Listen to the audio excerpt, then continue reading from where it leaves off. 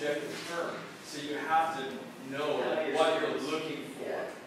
You have to know that, oh, this does have a syllabic sound in the font, so I don't want to use it.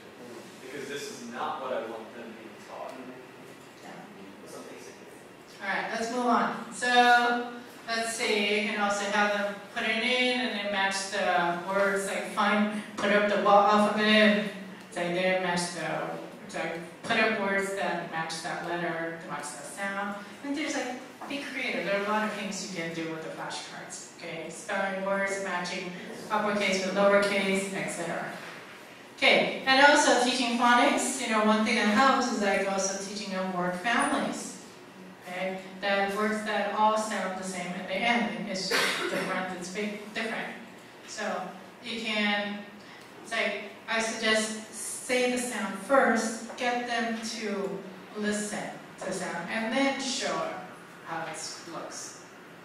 Because sometimes it's like you guys look at the Chinese, I did it the other way. You guys look at the Chinese and you're like trying to sound it out, right? Yeah. So it might be more effective to actually say it and then have it match with a visual. Okay? Modern drill at least 3 times, whole class first. Then you might do like this side first. Okay, now this group. Yeah. And then before you get to the individual students. And have fun with it. It's like big. Etc. Play with it. Okay. Also, one thing that it's in their books is like this phonemic discrimination that they have to do. It's just like the listen to sound and they have to know like which word is it. So in your textbook, you might see something like on the top part. Okay, that's like from your textbook. You have to like tell the difference between sh and sh, right? So you feel free to add other words. Whoops. Other words that are not in the textbook. And then you can play a game with it. What I do is I have all the kids that put up their hands behind their back. And then like, I tell them, okay, if you hear a word with the sh, give me a 1. If you hear the sh sound, a 2. And it's like I have them in the back so that they can't try not to cheat or maybe like here. Depending on your classroom setup. So that, and then you can say, you say a word like lunch. Right, everyone, let's see, here, put it in front of you, okay? Actually, no, here, back, so you can't, your neighbor can't see, okay? So, alright, so, let's see, the word cash. 1 or 2 behind you. Okay, cash. Okay, and it's like, hey, some of you are playing, some of you are not, and that's okay, but it's like basically you're just walking around and you're checking. And if they're wrong, I'm like, are you sure? Okay, give it a little gentle prompts, like, right? Okay, so basically this way, you're not looking at each other, cheating off each other, right? Okay, so, and that's also something that gets tested on their exams. Yeah, it's like at the lower level. So they have to be able to tell the difference between different sounds. Okay. Also games, right? Spell the words with the flashcards, alphabet flashcards. You got something called Hit the Card. It's a very classic Taiwanese English games. Like they got, I thought I had a picture, but they put up the flashcards. They take fly swatters, or the toy hammers. And there's like a competition. You say a word, and they gotta hit which one. Yeah, you may have seen it, those of you who've been here. Okay? Yeah. So you can have those hit the cards, the individual letters or words. Have them as practice. You can do the team competition. Up to you. Okay? Yeah. And maybe it's like practice, like say the words, like play it. It's like everyone stand up. So I'm gonna say a word, you're gonna repeat it, and when I stop, everyone needs to sit down. And if you're still standing, you're out. Okay? And again. I picked up from a recruiter we're gonna show. He talked about it, and he said what he does in these classes, and it's also the repetitions. The competition you pin against the students, they really like working with the students. And that's part 1. Part 2 is class, separated class against class. Yeah. And you broke it up from student to student. And so there's words, yeah, the kids like to win over you. So letter, sure. And bingo is also a classic game they play a lot in the classrooms. You can do it for a lot of different things. You can do it for vocabulary, for letters, for phrases. No, I'll talk a little bit, show you pictures later. Okay, teaching vocabulary, you can use a PPT, you can use the actual flashcards, or you can use Realia. Okay, here's like she's one of my colleagues, she's teaching us like inside the airport. You know, different things in the airport cabin. Just so people know, the book vendors, a lot of times they have poker cards with the flashwords on. They don't tell you about it. Poker cards? They're like poker cards. They're cards. They have all the vocabulary words on them. Right, yeah, in the back of the book. Not Yeah. the ones in the back of the book. No? They're nice. They look like poker cards. They're the fancy Really? ones. I've But never seen those. The vendors don't tell you about this. Okay, I use Follow Me, and I load out the cards and I'll give you some of the book publishers. And they have other things like for worksheets, and other stuff. So talk to your vendors, and the book vendors, and see if they have.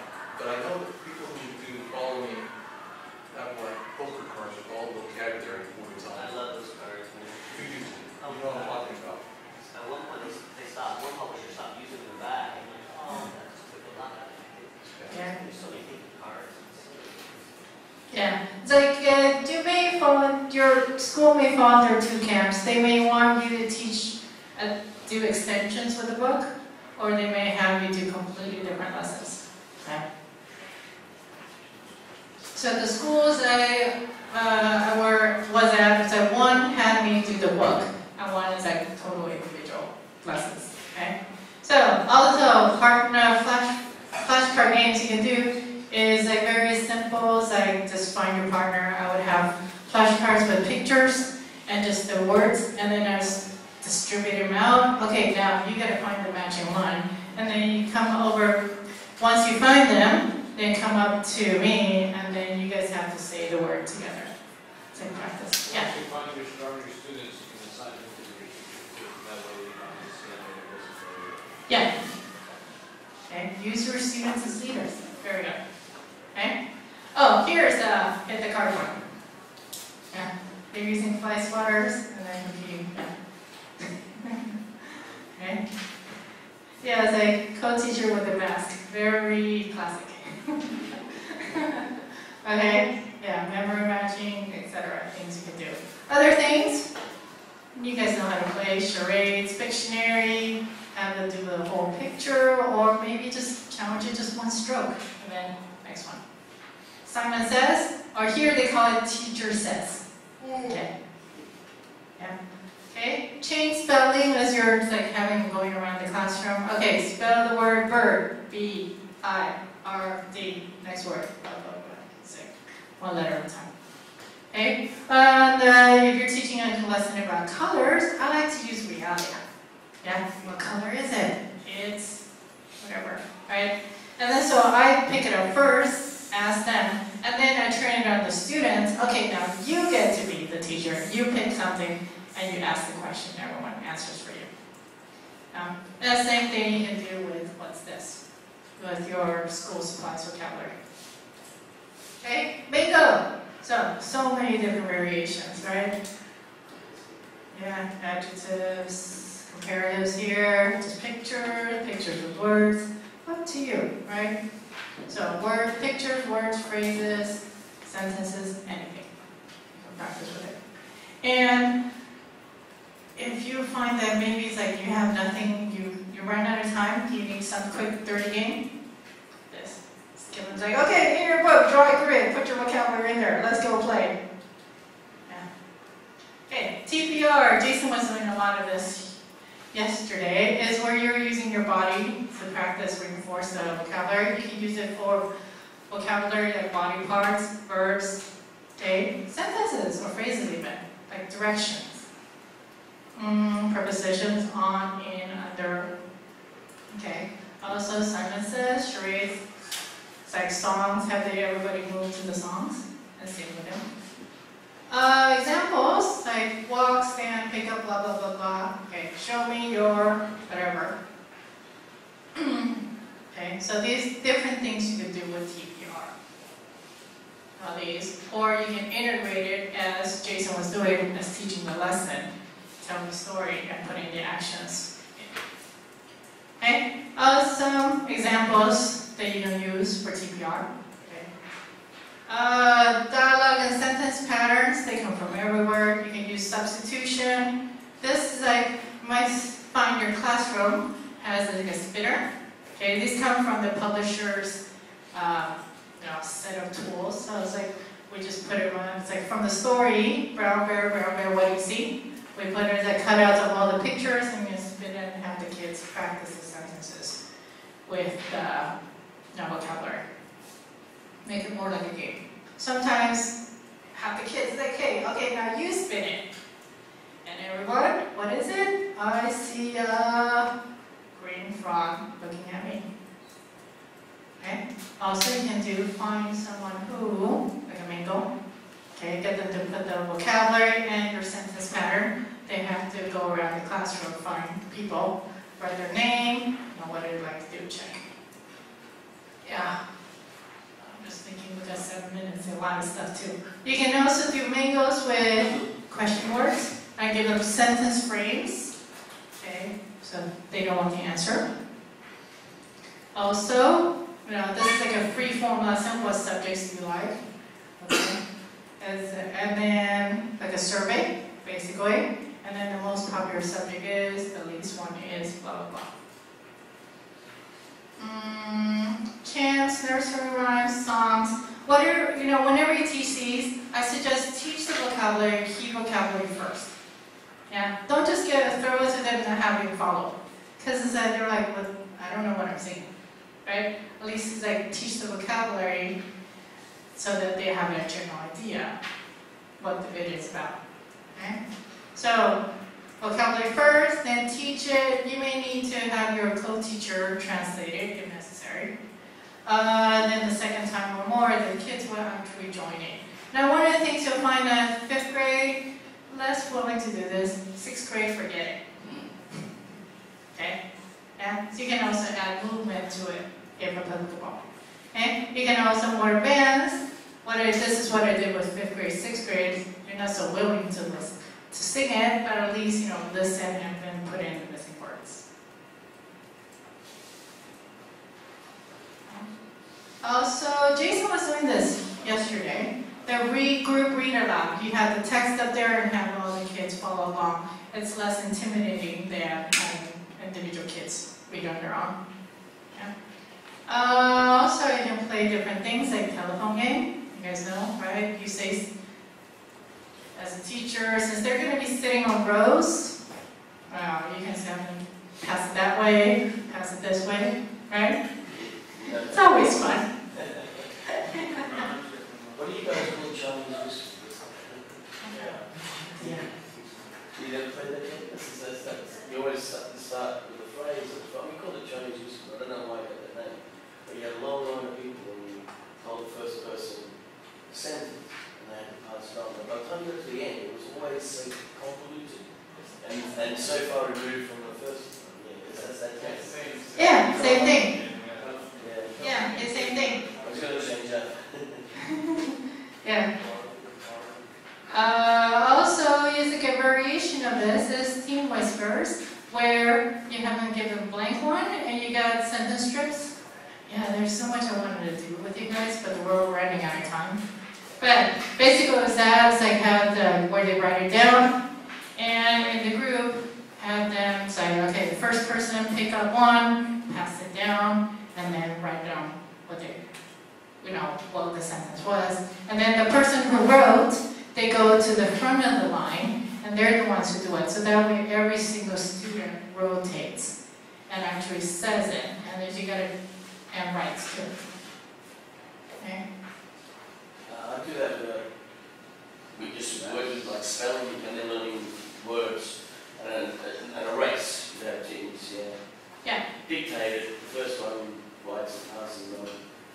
And that would be correct. So anyone along the line could correct anyone else's spelling.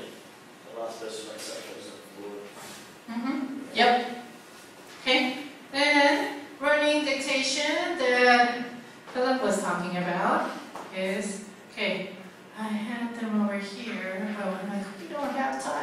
go play. Sorry, guys. Okay? But in a group, no, just writing, okay? And then write it down. See, this is what I want to do with you guys. Okay. Alright, so the next thing is information gap. This one is like, sometimes you might see in a book, sometimes not. It's where you're working in pairs. One person has half the information, and the other one has half. And you gotta ask questions and answer to get the information. So this one, it was a lesson on, where is Andy? He is in the kitchen. There were like, in the lesson, there were actually 2 sets of questions they have to learn. So where is Andy? He's in the kitchen. The other pattern was, is he in the bathroom? No, he's not. Yes, he is. And what I did, So one person, gets A, one person gets B. So first, after they get it, they write down where would they want to put their people. So they write it in. And then they have to work together. So A has to ask B, where is Andy? He's in the kitchen, right 4. Right? Where is Mike? He's in the blah, blah, blah, and just write it in. And so that's A. And B does the same thing. They write theirs, and then they have to ask A the question, and then they write it in. Yeah, same thing. Okay? And you can also do this with alphabets. It's in your book. I actually included it in there. It's like this came from it's like one of those text, resource books. So you can actually use this for your lower levels. It's on page 187. Yeah. So that's the alphabet one you can use. Or you can use it with pictures, sentences, etc. Okay. The one on the left is the example question survey you can do and adapt to. Okay, on 186. Then you can do scripted role play. In your textbooks, you will have stories, and they will have they have different lines they can read, and you can get the kids to act it out. Okay, so here's a 5th grade class was acting out Hansel Gretel. You can see how into it they got. Okay. Also, you can do scenario role play. This is like more English village type, but you can do it in the classroom also. Like pretend they're in an airport, restaurant, health center, blah blah blah. I've done all these different ones. And you pre-teach the vocabulary and the dialogue, and you provide them scripts. So like pretend that you're at a hotel, check-in. You got one set of script for the people checking in, one set for the customer, and then they role play the conversation. And it makes it more fun if you have like a fake credit card or fake cash. Things to make it more real. So here we actually my school had like passports. The students would use to stamp. Here is a security check. There's a restaurant. I actually designed the whole menu. It's like an order form. So this is English